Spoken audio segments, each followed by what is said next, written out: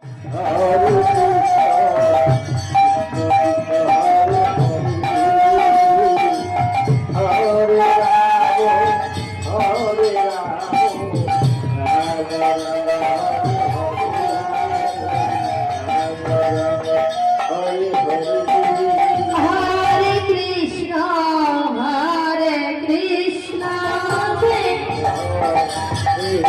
যে কেলসরা আছে না, হ্যাঁ রে, ও তো সব জায়গায় ওই করে।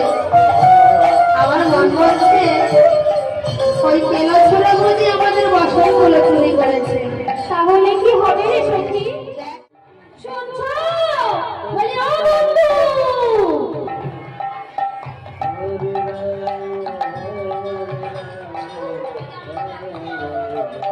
তোমরা কি আমাকে ডাকছো?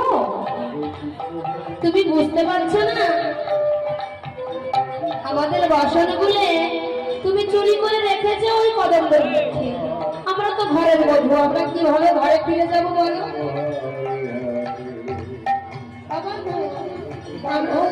দেখতে পাচ্ছি আমাদের বাসন ওই যে ঝুলছে, আবার বলছো তুমি নেওনি। শোনো শোনো সখী, আমি তোমাদের বাসন দিতে পারি, কিন্তু আমার একটা শর্ত আছে। আবার কি শর্ত বলো? শুনবে তাহলে কি শর্ত বলো? তাহলে শোনো, আমার নয়নে নয়ন দিতে হবে, বদনে বদন দিতে হবে, দু বাহু তুলে যদি নৃত্য করতে পারো তাহলে আমি তোমাদের বসন দেব। দেখেছো কেলসরার কাজ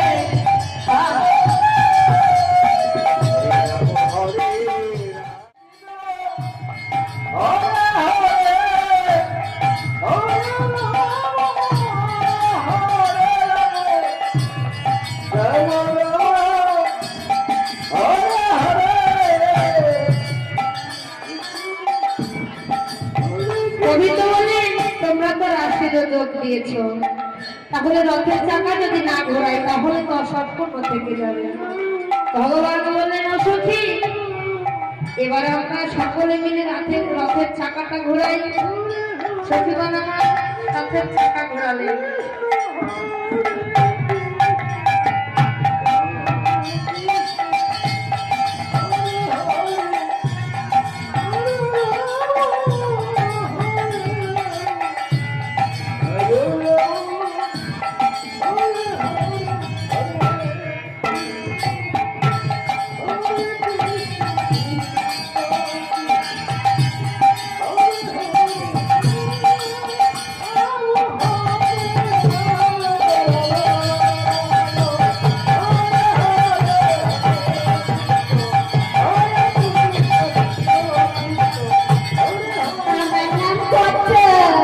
পটল কি কারো নাম হয়?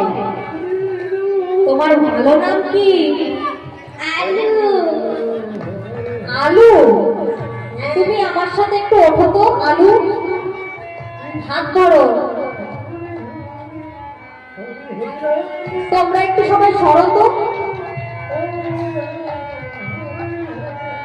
এসব কি কোথায় মাথা কোথায় পা কিছুই বোঝা যায় না। ও সখী, তোমার বাড়ি কোথায়?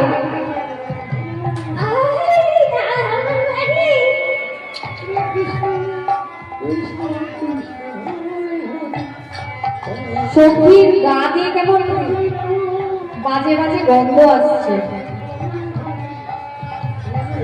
কেমন যেন গাজা গাজা গন্ধ মানে পাচ্ছি আমরা।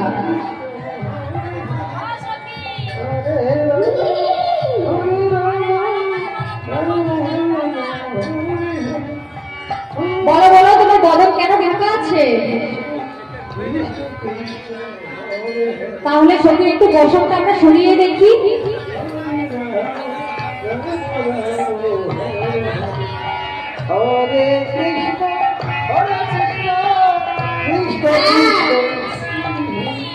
আমার নাম শ্বেত বর্ণগোপী। শ্বেত বর্ণগোপী কি কারো নাম হয়?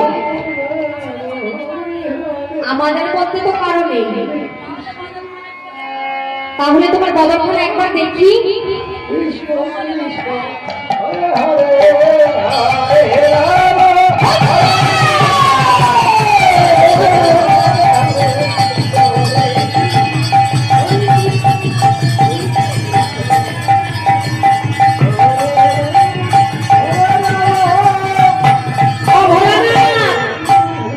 ভোলানাথ, তুমি কেন এখানে এসেছো? আমি এই রাজ দর্শন করতে এসেছি।